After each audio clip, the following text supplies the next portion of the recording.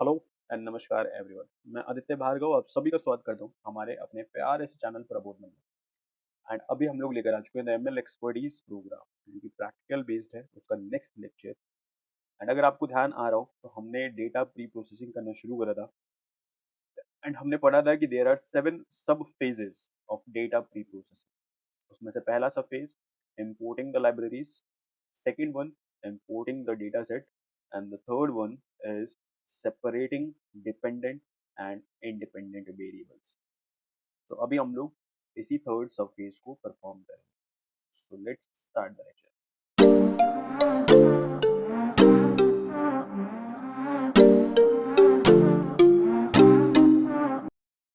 तो ये अभी हम आ चुके हैं अपने गूगल कोलैब में। एंड अगर आपको ध्यान हो तो हमने सबसे पहला जो स्टेप परफॉर्म करा था वो था लाइब्रेरीज को इंपोर्ट करना। इसको रन कर लेते हैं। उसके बाद हमने डेटा सेट को इंपोर्ट करा था, इसको भी रन कर लेते हैं। एंड अभी हमारा थर्ड फेज है जो कि है separating dependent and independent variables. तो उससे पहले अगर मैं आपको दिखाऊं तो ये रहा हमारा डेटा जो कि हमने ऑलरेडी गूगल कोलैब के एनवायरनमेंट में लोड कर लिया है। एंड अगर अभी मैं इस डेटा को दिखाऊं आपको तो आई होप आपको ये बात समझ में आ चुकी होगी कि किन्हें हम डेटा डिपेंडेंट वेरिएबल कह रहे हैं एंड किन्हें हम इंडिपेंडेंट वेरिएबल कह रहे हैं। So country column, age column, salary column ये इंडिपेंडेंट वेरिएबल्स हैं और इंडिपेंडेंट कॉलम्स हैं और फीचर्स हैं। जबकि जो परचेज कॉलम है क्योंकि ये इन तीनों के ऊपर डिपेंड कर रहा है तो इसीलिए हम इसको डिपेंडेंट वेरिएबल कहेंगे और डिपेंडेंट कॉलम कहेंगे। सो अभी हमारा टास्क क्या है कि इनको सेपरेट करना। सो वाई टू सेपरेट? क्योंकि ऑल द वे अगर हम इनको सेपरेट करेंगे तो ही हम ट्रेन कर पाएंगे आसानी से। एंड ट्रेन करने के बाद हम प्रिडिक्शंस चेक कर पाएंगे। ओके, कि भाई अगर ये इनपुट हो तो ये आउटपुट होना चाहिए। एंड इसी बेसिस पर हमारा जो मशीन होगा और हमारा जो मॉडल होगा वो बनेगा। ओके, सो अभी हमारा जो थर्ड फेज है वो है हमारा डिपेंडेंट एंड इंडिपेंडेंट वेरिएबल्स को सेपरेट करना।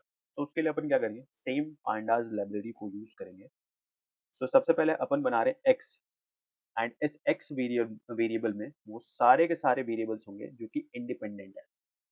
तो data set dot I log, integer log, ये फंक्शन होता है हमारे पांडास का।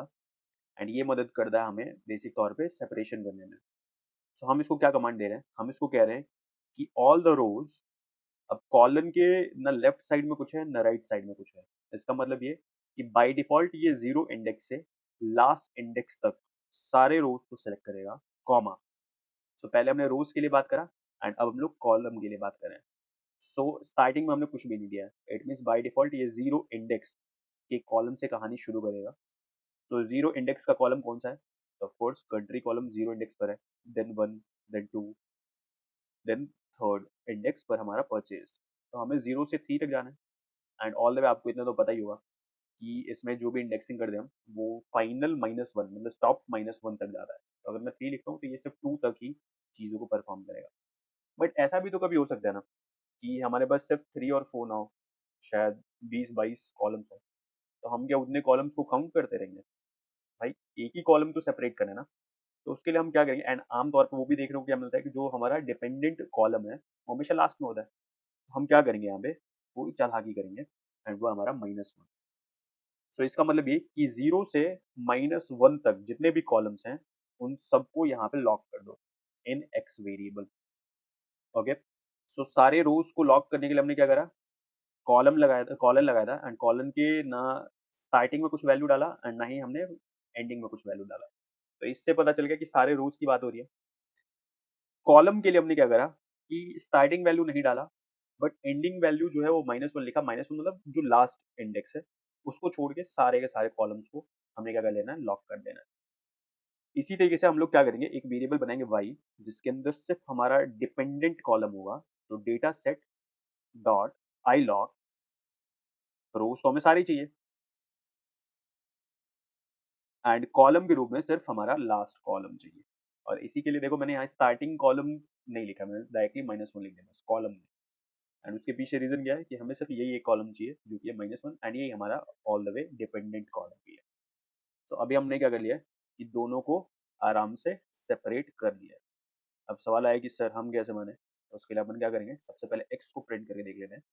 तो एक्स में अगर आप देख रहे हो तो कंट्री कॉलम है, एज कॉलम है, सैलरी कॉलम है बट परचेज कॉलम नहीं है।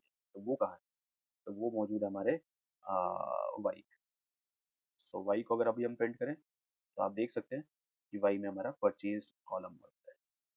तो अभी हमने क्या कर लिया है, हमने बेसिकली डिपेंडेंट वेरिएबल्स को अलग कर लिया है जो कि एक्ट करेंगे, सॉरी, इंडिपेंडेंट वेरिएबल्स को अलग कर लिया है जो कि एक्ट करेंगे हमारे इनपुट के लिए, एंड डिपेंडेंट वेरिएबल को अलग कर लिया है जो कि एक्ट करेगा एज आउटपुट।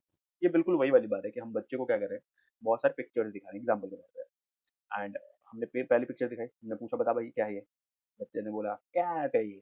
तो हमने कहा देखो ये इसकी तरह दिख रहा है, ये रेफरेंस है आउटपुट, इसकी तरह दिख रहा है, ये कैट नहीं ये डॉग है। तो ट्रेनिंग के लिए बेसिक तौर पे हम क्या करते हैं, इनपुट कॉलम्स डालेंगे मॉडल के अंदर, एंड इनपुट और फीचर्स हम डालेंगे, एंड उससे हम लोग आउटपुट दिखाएंगे कि भाई जब ये इनपुट डालते हो तो ये आउटपुट मिलता है, जब ये डालते हो तो ये आउटपुट मिलता है। अब इसी के बेसिस पे अपना एल्गोरिदम तैयार करो। और इसीलिए हमने डिपेंडेंट कॉलम अलग कर लिया एंड इंडिपेंडेंट कॉलम्स को अलग कर लिया।